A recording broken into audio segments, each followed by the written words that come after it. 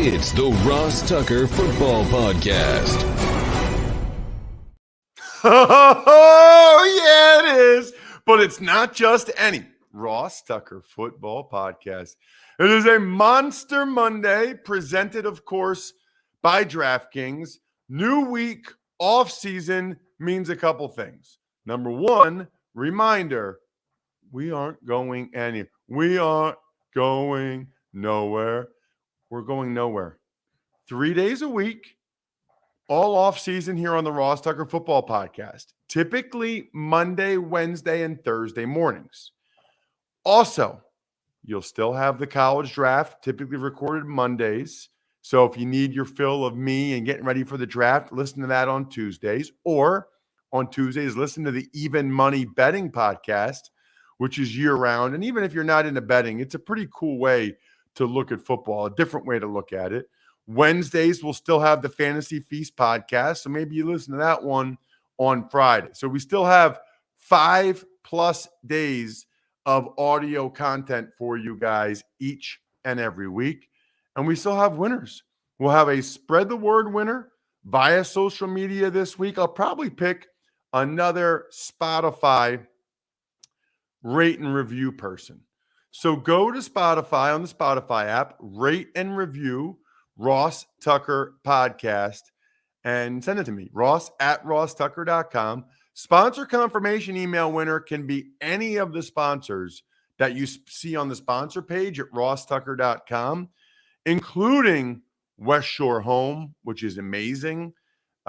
Huge fan. I mean, don't even ask me. Maybe I'll get my daughters on the show to talk about how much they like their shower. That could be interesting. And then Labatt Blue. Love me some Labatt Blue. Might already have the winner for this week for that. Fabrizio from Italy sent me a picture of him drinking a Labatt Blue at opening kickoff coin toss. It was midnight, 12:38 a.m. Italian time. Amazing. YouTube shout out, youtube.com/Ross Tucker NFL. Love those of you that not only subscribe, but reply to any of the videos and say, Ross, I want a personal shout out. People are still paying me to do these on Cameo. You guys get them for free, which is amazing. It's Big Show time. The Big Show. All right, Ross, what are your overall themes from Super Bowl 57, where the Chiefs won their second ring in 4 years, defeating the Philadelphia Eagles 38-35? So before I kind of get into the game flow, which I will get into, I kind of wanted to discuss just some of the themes that stood out to me about the game. The footing was a major issue and incredibly disappointing. Now, it should be noted, it's the same for both teams. So there's no crying or whining. It doesn't impact the outcome of the game. What you need to do is change out your cleats and or adjust. Keep your footing underneath you a little bit. Throttle down a little bit. But I think we can all agree it just really is not fun to watch these guys slipping and sliding all over the place. I mean, that's not what we're looking for. And it also led to it being such a high-scoring Super Bowl because poor footing is an advantage for the offense because the D linemen aren't able to get off the snap because they don't have solid footing. And the defensive backs, the defenders, they have to react to where the offensive players go. So footing was an issue, disappointing, but again, same for both teams. The Eagles totally dominated the first half. I mean, the statistics were just ridiculous. Were it not for the Nick Bolton fumble return for a touchdown when Hurts lost control of the ball, who knows what the score could have been at halftime. I mean, it was 24-14. That was a touchdown. And when it happened, by the way, the Eagles were in Chiefs territory. So just think about it, what could have happened. That was after a false start, by the way, which is a key penalty. So wild to think about what the first half score could have been without that fumble.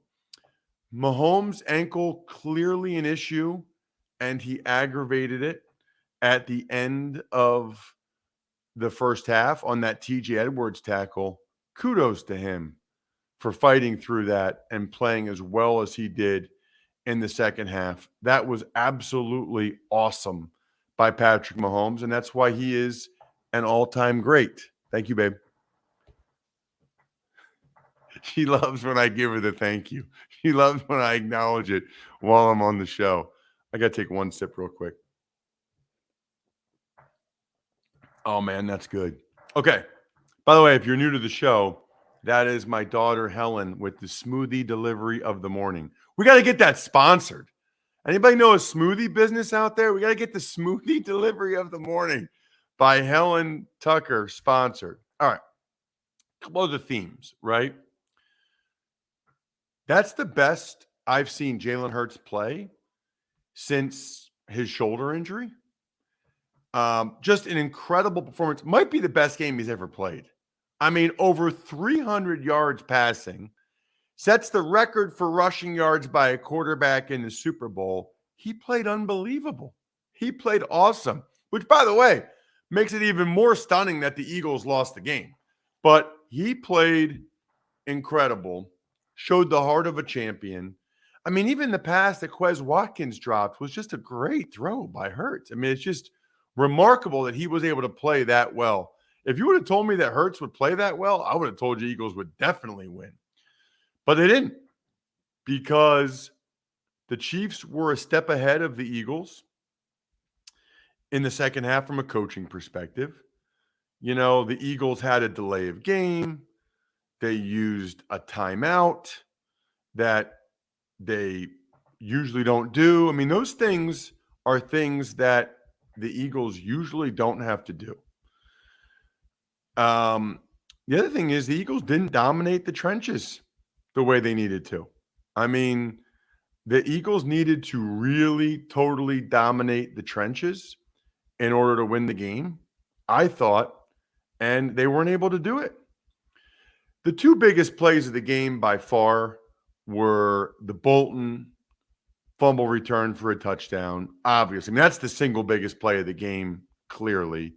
And then the punt return for a touchdown as well by Kadarius Toney. Obviously, he didn't score, but basically he got all the way down there and got close enough for them to score. All of which leads us to the James Bradbury holding penalty late. Number one, it did not cost the Eagles the game. They would have still been down 38-35 with less than 2 minutes to go.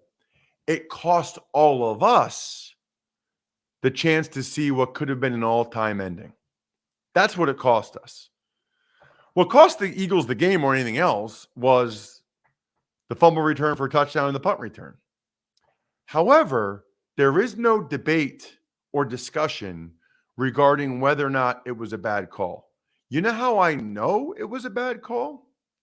Because in the first half, Bradbury had a way more blatant hold that I thought, like Greg Olsen, they probably should have called, but they didn't. So immediately, we see the inconsistency. Here's the thing. As a player, you play the game based on how the officials are calling it. So if the officials don't call that in the first half, you sure as heck don't think they're going to call something that was significantly less than that with less than 2 minutes to go in the game. So we don't have to debate that.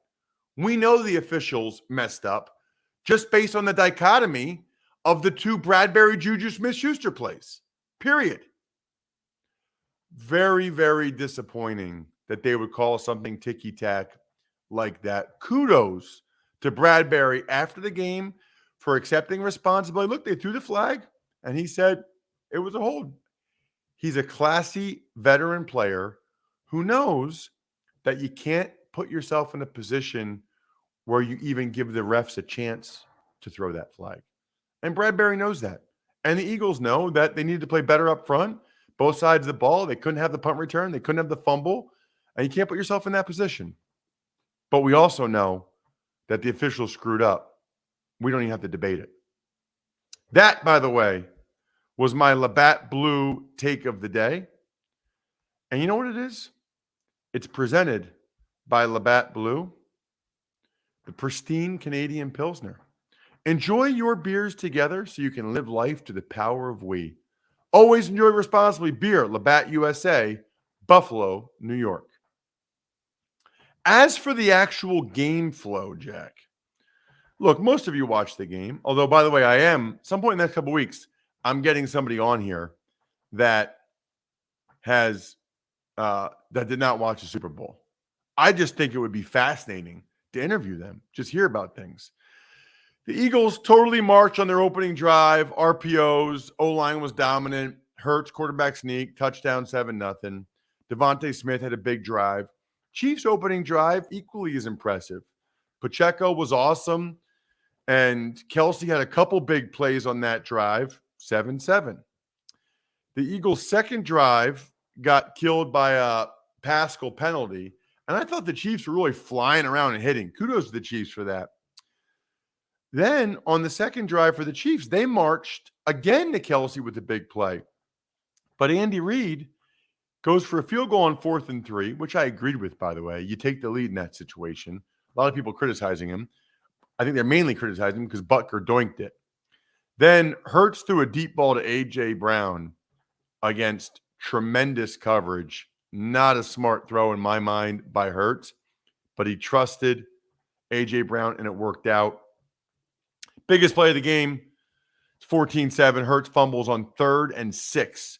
Returned for a touchdown by Bolton. That was after Sayamalo had the false start on 3rd and 1, after Gainwell slipped.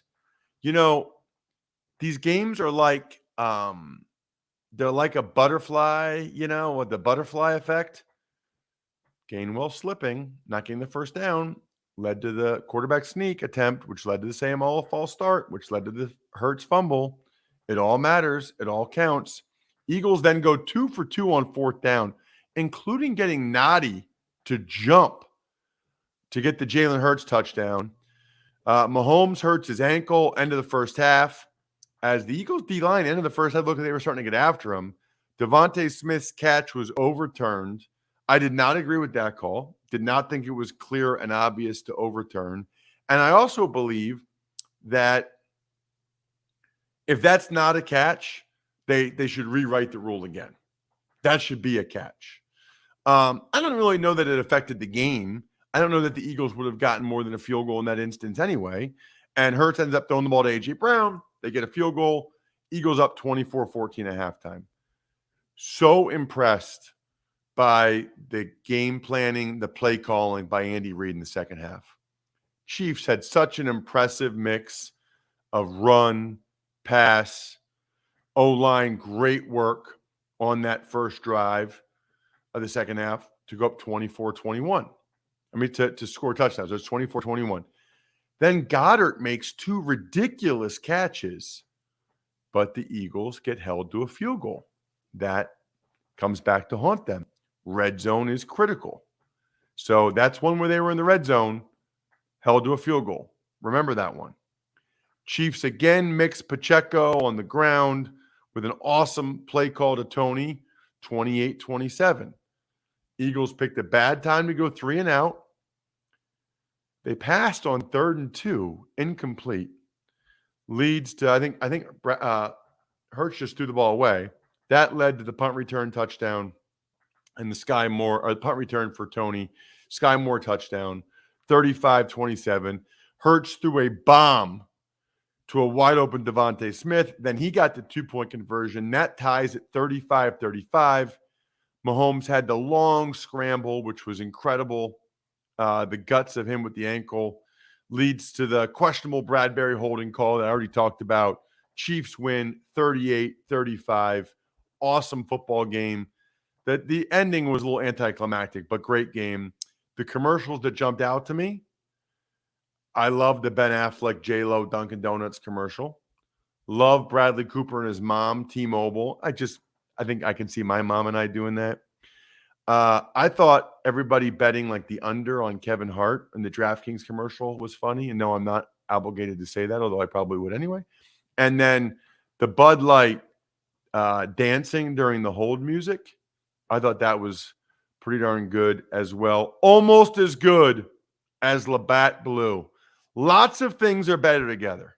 Hockey, food, golf, beer pong, après ski. I'll be hitting up the latter of those this weekend. But if you really want to take things to the next level, drink some Labatt Blue Lights with your friends and live life to the power of we. Always enjoy responsibly. Beer, Labatt USA, Buffalo, New York.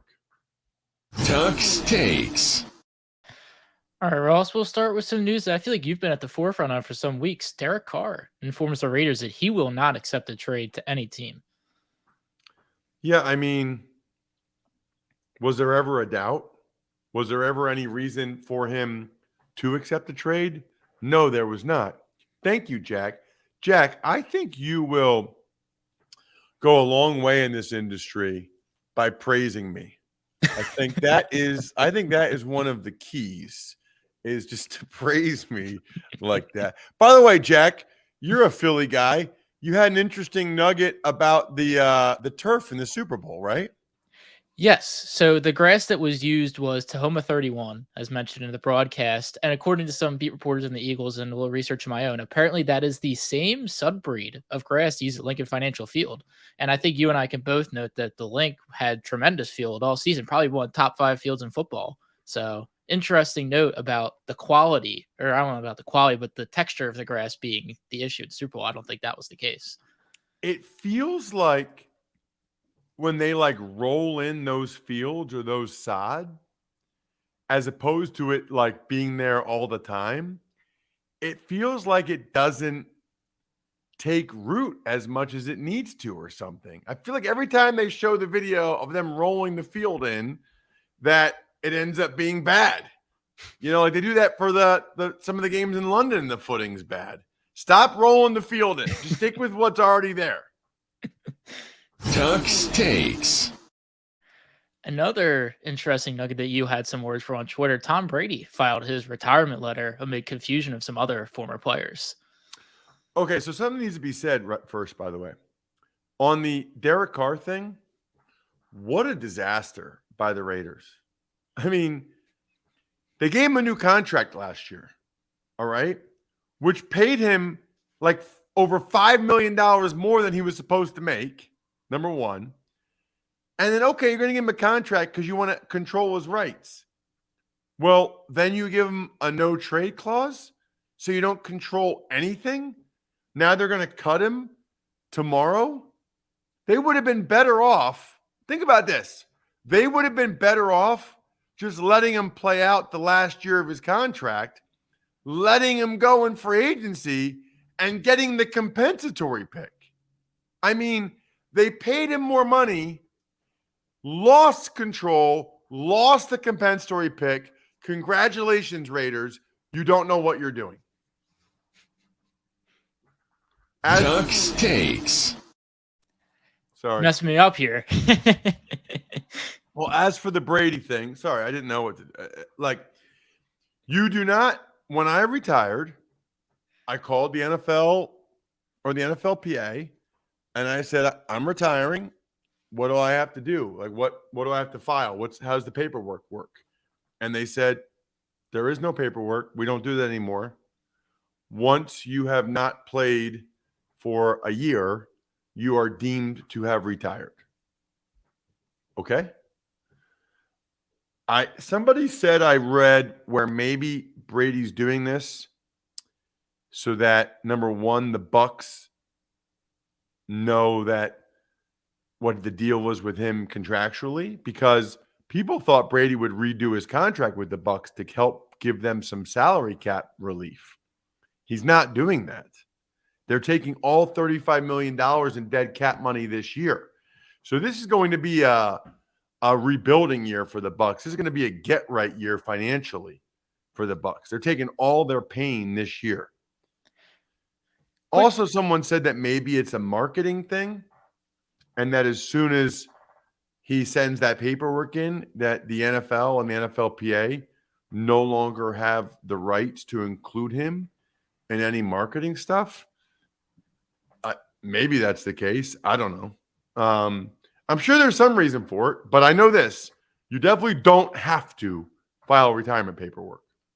Do you think maybe he was grandfathered in? Because you said they don't do it anymore. Maybe he's just been playing so long. It was something he had to do because he was around during the former rules. Is that something? No, because they didn't do it when I retired in 2008. That's my point. I was saying because it was before, because he started his career, like he's obviously the oldest A tenure. year ahead of me. Ah, interesting. My apologies on that. That's all right. Tux Takes. The Texans hire Matt Burke as their defensive coordinator and Bobby Slowik as their new OC. So we don't know whether it'll be Matt Burke or D'Amico Ryans calling the defense. We do know that the Niners have an all-time brain drain every year, man. I mean, they lost Saleh.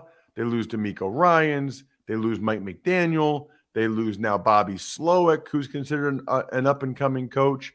That is rough. I mean, that is seriously rough. And it's impressive the success they've had in spite of losing all those guys. Tux Takes. Titans offensive tackle Taylor Lewan says the Titans will cut him, and then he needs to decide what he wants to do after that. Ooh, it's a bad one, Jack. He's a pretty well-known player. Taylor Lewan. That's why Lewan. What did I say? No, Taylor Lewan. Say la. La. Say Juan. Juan. Yeah, Lewan. It's not what you were saying. Well, at least I know what it was. I guess it's my accent. I don't know. Carry on. Say it again. See if you got it now. Lewan. Yeah, that's better. You got it. Yeah, so financially, they have to cut him. They should cut him. He's gotten hurt a lot, making a lot of money. I'll be curious to see whether or not he wants to keep playing. I mean, he's had a lot of injuries. He's made a ton of money. And, he's in a situation now where he's already got his kind of media career going, and it's pretty good. So he could just dive into that and decide he wants to keep the momentum going there. I would tell him if he feels like, there's a lot of different factors, but it certainly helps the media stuff more when you're an active player. So he could spend the next year really pumping the media stuff up while he's playing somewhere, maybe even somewhere new where he ingratiates himself with that fan base. Tux Takes.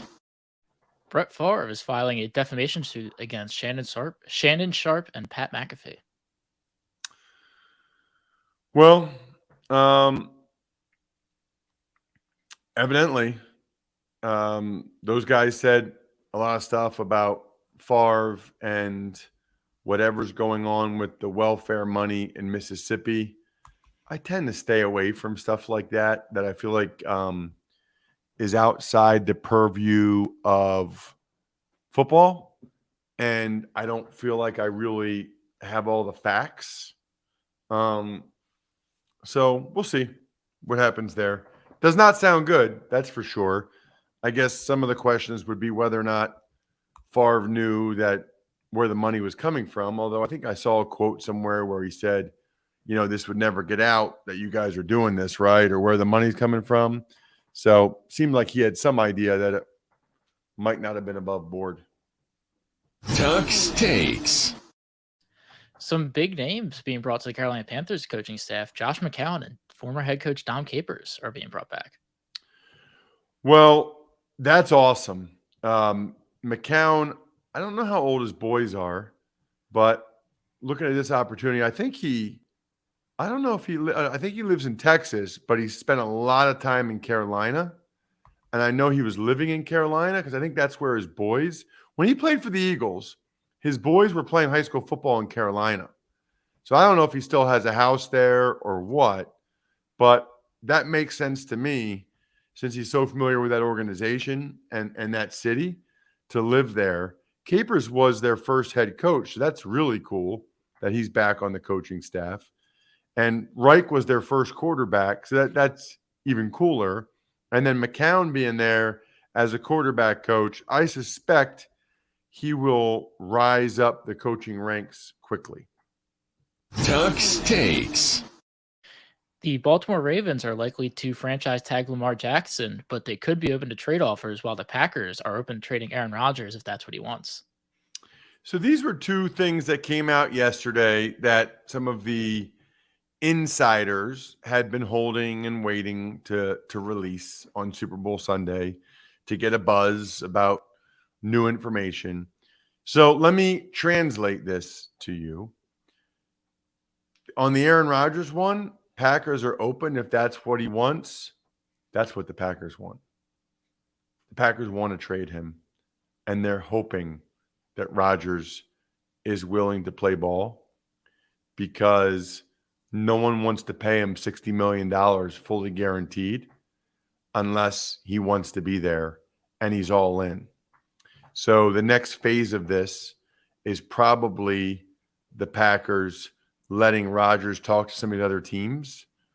But it seems abundantly clear that the Packers want to move on, and they're really hoping that Rodgers accommodates them and A, agrees to play, and then B, agrees to be traded. I think playing for the Packers for $60 million is the Packers' worst option here. I think they'd rather trade him and get something back in return. And if that doesn't happen, they'd rather him retire.